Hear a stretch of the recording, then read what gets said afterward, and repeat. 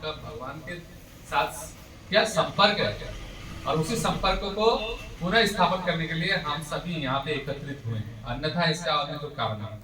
और कहा गया है कि एकादशी के दिवस हम जो कार्य करते हैं वो हजारों गुना ज्यादा फल है। और इस एकादशी में हम जब भगवान का नाम का कीर्तन करते हैं, गाते हैं, तो हमें यज्ञ, वाजपेयी यज्ञ, अश्वमेध यज्ञ, जो कि कलियुग में कोई कर भी नहीं पाएगा, सामर्थ्य नहीं है, उन सभी यज्ञों को करने का फल हमें मोक्षदा एकादशी जिससे आज है एकादशी में मिल जाता है। समझे? तो इसीलिए यज्ञ करने का फल तो हमें अनायास ही मिल जाता है, लेकिन सबसे बड़ी बात है कि एकादशी भगवान की अत्यंत प्रिय है, और एकादशी का पालन करते हुए हम भगवान के और निकट उपवास यानी खाना पीना छोड़ देना, उपवास नहीं। ऐसे तो रास्ते में बहुत कोई इनकलाब करते रहते हैं, वो भी पोस्टर लगा के बैठा रहते हैं बिना खाए पिए, तो वो उपवास नहीं है। ये उपवास है, उपवास यानी निकट में वास, क्या भगवान के निकट। तो एकादशी की तिथि में हमें चाहिए, जो भी यहाँ पे आए हुए हैं सभी सदस्य, आप सभी महान हैं, क्योंकि आपने एकादशी का अनुष्ठान में भाग लिया, बहुत सभी एकादशी कर रहे हैं। तो इसके साथ ही साथ ये समझ में रखिए कि एकादशी के दिन हमें बाकी जो कार्य है उनको गौण कर देना है। बहुत जरूरी कार्य जो है उसी को करना है, और बाकी कार्य जो है उस दिन न रख के दूसरे दिन करना है। एकादशी में हमें थोड़ा सा हल्का रहना है, और भगवान के साइड में थोड़ा सा ज्यादा झुकना है, थोड़ा सा ज्यादा, और जो विशेष कार्य है उसी को उस दिन करके बस भगवान की सेवा में लगना है। तो यहाँ पे भगवत गीता महात्मा, इसमें हिंदी वाला में है क्या महात्मा? बहुत सारे किताबों में है।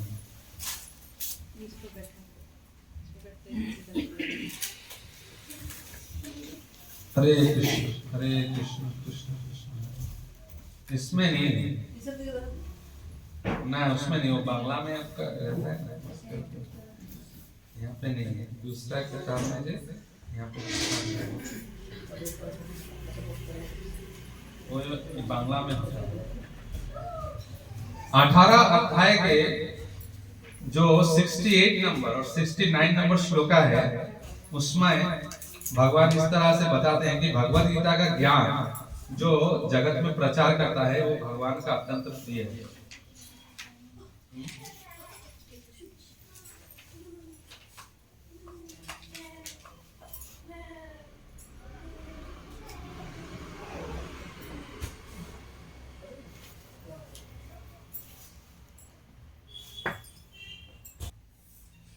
पढ़िए, 2 श्लोक हम पढ़ेंगे। इस 2 श्लोक में जो गीता का प्रचार करते हैं या गीता के ज्ञान को आगे बढ़ाते हैं, वो भगवान के सबसे प्रिय किस तरह से हैं ये बता रहे हैं भगवान। या इदं परमं पूज्यं मद्भक्तेषु अभिधास्यति भक्तिमयी परां कृत्वा मामेव यस्यसि संशय। जो व्यक्ति भक्तों को यह परम रहस्य बताता है वह शुद्ध भक्ति को प्राप्त करेगा और अंत में वो मेरे पास वापस आएगा। तो जो हम भगवत गीता के ज्ञान को दूसरों को बोलते हैं, या तो हम भगवत गीता, जैसे अभी हमने भगवत गीता दान का एक प्रोग्राम किया है, कुछ भगवत गीता हम संग्रह कर रहे हैं दूसरों दान के जो भगवत गीता, और उसको हम स्कूल के बच्चों को देंगे। तो हम समझा नहीं पा रहे, लेकिन हम उस दान को देकर उस गीता को उन तक पहुंचा रहे हैं, जो इस गीता को लेंगे और फ्यूचर में जब वो पढ़ेंगे तो हमारा ही उनको भगवत गीता का ज्ञान देना होगा। अल्टीमेटली हम गीता के किताब के माध्यम से उनके पास पहुंचा रहे हैं। तो ऐसे जो व्यक्ति हैं वो क्या होता है, उनको शुद्ध भक्ति के रास्ते में चलते हैं, धीरे धीरे वो भगवान के शुद्ध भक्त बनेंगे, और शुद्ध भक्त बनने के बाद क्या होगा उनका, वो भगवान के पास चले जाएंगे। और द्वितीय, इसके बाद नेक्स्ट श्लोक में बताते हैं, न च तस्मात् मनुष्येषु कश्चिन् मे प्रियकृत्तमा भविता न च मे तस्मात् अन्य प्रियतरो भुवि। इस संसार में उसकी अपेक्षा कोई अन्य सेवक न तो मुझे अधिक प्रिय है और न कभी होगा। तो अतीत में भी कभी भगवान का इतना प्रिय कोई था नहीं और भविष्य में भी इतना प्रिय कोई होगा नहीं। कौन? जो भगवत गीता को ज्ञान को जगत में फैलाने के लिए सहायता करता है या खुद फैलाता है। तो जो भी भगवत, जैसे हम हरि कीर्तन का प्रचार कर रहे हैं, भगवत गीता को घर घर में पहुंचा रहे हैं, तो जो भी इस प्रचार कार्य में सहायता करेगा या डायरेक्ट प्रत्यक्ष भगवत गीता के दान के माध्यम से भगवत गीता की किताब को दूसरे को देने के लिए इस प्रचार को सहायता करेगा या अपने मुख से ही किसी को भगवत गीता बोलेगा, समझाएगा, तो क्या होगा? उससे प्रिय कोई व्यक्ति कृष्ण का कभी ना हुआ है ना होगा। तो ये भगवत गीता स्वयं कृष्ण है और भगवत गीता का ज्ञान को घर तक पहुंचाना हमारा जरूरी है। तो इसलिए हमने भगवत गीता का दान प्रोग्राम रखा है। बहुत बड़ा नहीं रखा क्योंकि भक्तों में बहुत बांटे नहीं, 2, 4, 5, 10 जिसको भी सुविधा होगा वो दान कर सकेंगे, कर पाएंगे। और अभी हम यहाँ पे पढ़ते हैं कि भगवत गीता अगर पढ़ें और भगवत गीता के ज्ञान को अपने जीवन में उपयोग करें तो हमें क्या लाभ होगा। हरे कृष्ण। ये रहा। तो गीता महात्म्य में 8 श्लोकाएं आते हैं। इन 8 श्लोकों में भगवत गीता क्या प्राधान्यता, मुख्यतः माने प्राधान्यता क्या है ये समझा रहे हैं। गीता शास्त्रम इदं पुण्यम ज पठेत् प्रजता पुमान्। भगवत गीता के निर्देश को यथायथ रूप में अनुसरण करके पालन करके अति सरलता से कोई व्यक्ति समस्त भय और उद्विग्नता से मुक्त हो जाएगा और इस जीवन में भय और शोक से मुक्त होकर आगामी जीवन, परवर्ती जीवन में वो चिन्मय स्वरूप पाएगा। चिन्मय स्वरूप यानी भगवान के धाम में जाएगा और आध्यात्मिक शरीर मिलेगा। ये भौतिक शरीर क्या है? नष्ट होने वाला है। मृत्यु, जन्म, मृत्यु, जरा व्याधि। जो चिन्मय शरीर है वो क्या है? नष्ट नहीं होगा भगवान के नित्य धाम में। फिर दूसरे श्लोक में बताते हैं गीताध्ययनशीलस्य प्राणायाम परस्य च नैव सन्ति पापानि पूर्व जन्म कृतानि च। कोई अगर आंतरिक भाव से और अत्यंत गुरुत्वपूर्ण गुरुत्व देकर, इंपॉर्टेंस देकर इस भगवत गीता को पाठ करेगा तो क्या होगा? भगवान की करुणा से उसके अतीत के सभी पाप नष्ट हो जाएंगे और उसको प्रभावित नहीं करेंगे। हमारे अतीत में बहुत सारे पाप हैं, तो गीता अध्ययन के प्रभाव से वो वेला गीता नहीं, किसी को मांगा है गीता पाठ है आज घर में वो पढ़ रहा है और बाकी सब चाय ले लो, पी लो, उधर चलो, टीवी में क्या देख रहा है, पिक्चर क्या हो रही है, वो उधर गया था, इधर गया था, हाँ गीता पाठ हो गया, अब पंडित हो गया, हाँ हो गया, ले लीजिए 2000 रुपये, हाँ बस कमाई हो गया। जो भी हो, जितना भी मैं एग्जांपल दिया है। तो इस प्रकार की गीता पाठ से काम नहीं होगा, ये इससे काम नहीं होगा।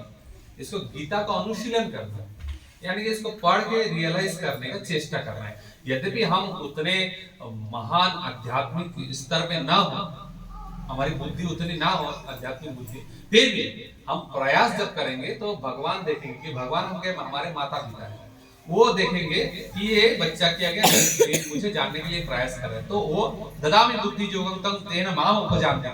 अरे जो मेरा भक्त होता है, मेरे भक्ति करता है, गीता को समझने का प्रयास करता है, मैं उसे बुद्धि दूंगा।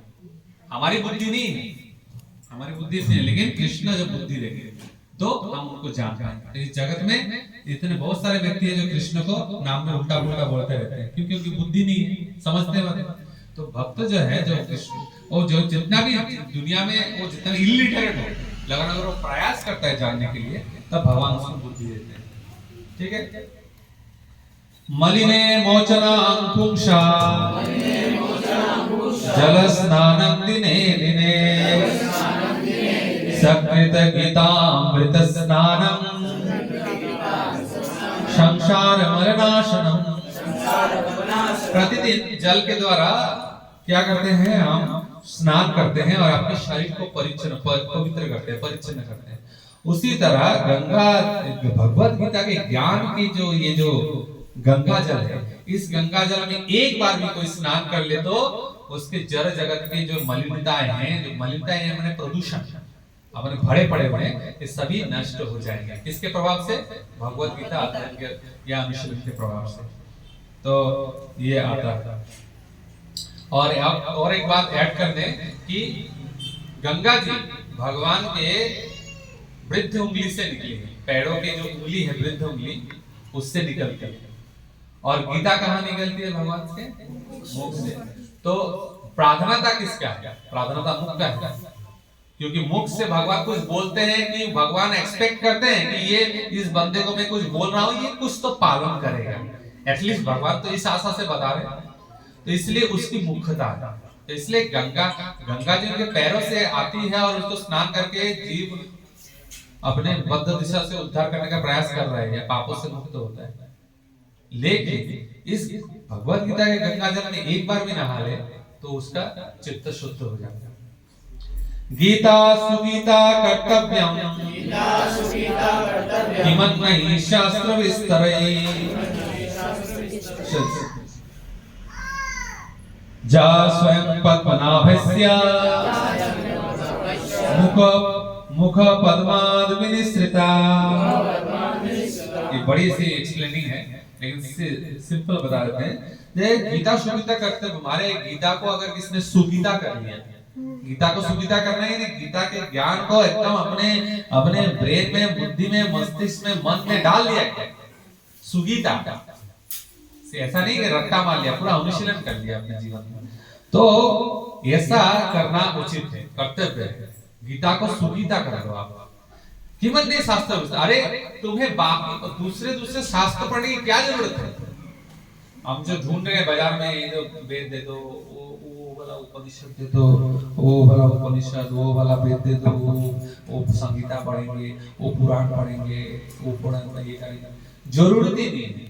आचार्य लोग बना रहे भगवत गीता को सुगीता कर लो, आपको दूसरे शास्त्र जो है वो जरूरत ही नहीं पढ़ने का। क्यों? क्योंकि सार वस्तु है ना भगवत गीता, इसलिए सार को पढ़ ले तो वो सब पढ़ के भी क्या समझे, कब समझे, कितने जन्म के बाद। इसलिए गीता को समझना है। जय स्वयं पद्मनाभ। अरे भगवान का पद्मनाभ जो है, भगवान पद्मनाभ है, उनके नाभि से पद्म आती है और उसमें ब्रह्मा जी का प्रकाश होता है। तो स्वयं पद्मनाभ जो भगवान है, उनके मुख से निकल जाती है, विनिश्चित हो रही है भगवत गीता। इतनी महान है, इसको अगर पढ़ लिया आपने, दूसरे शास्त्रों की क्या जरूरत है? तो इसलिए गीता का ये महत्व है। आप गीता पढ़ो, आपको कुछ पढ़ना नहीं है जीवन में, बस। भारतामृत सर्वस्य विष्णु वक्त्राद् विनिसृतम् गीता गंगोदकं पीत्वा पुनर्जन्म न विद्यते। गंगा जल पान करने से अवधारित मुक्ति है, आपको मुक्ति मिलेगी। हाँ, आज नहीं मिलेगी, कल नहीं मिलेगी, लेकिन गंगा जल पान करने से मुक्ति मिलेगी। और जो भगवत गीता के पुण्य जो ये पीयूष है, जो इसको जिसने पान कर लिया, उसकी तो बात ही। गंगा जी का पानी पीकर अगर मुक्ति हो जाता है तो ये भगवत गीता पढ़ने से तो उसकी तो बात ही किया। इस तरह से बता रहे हैं। भगवत गीता है महाभारत के अमृत रस। गीता को महाभारत से निकाल दीजिए, बचेगा क्या? गन्ना देखा है, गन्ने का जूस, रस निकाल लिया, बचा क्या? जबड़ा सब बच गया ना गार्बेज। उसी तरह महाभारत से गीता को निकाल दिया, बचा क्या? गीता वेदों का, महाभारत का, उपनिषदों का सार वस्तु है। इसको निकाल लीजिए, सब कुछ गार्बेज है, और इसको डाल दीजिए, सब कुछ अमृत रस है। तो जा विष्णु भगवान श्री कृष्ण के मुख से निकले, खुद श्री कृष्ण ने ये कहा। ठीक है। सर्व उपनिषद गावो दुग्धा गोपाल नंदन पार्थो वत्सः सुधीर भोक्ता दुग्धं गीतामृतं महा।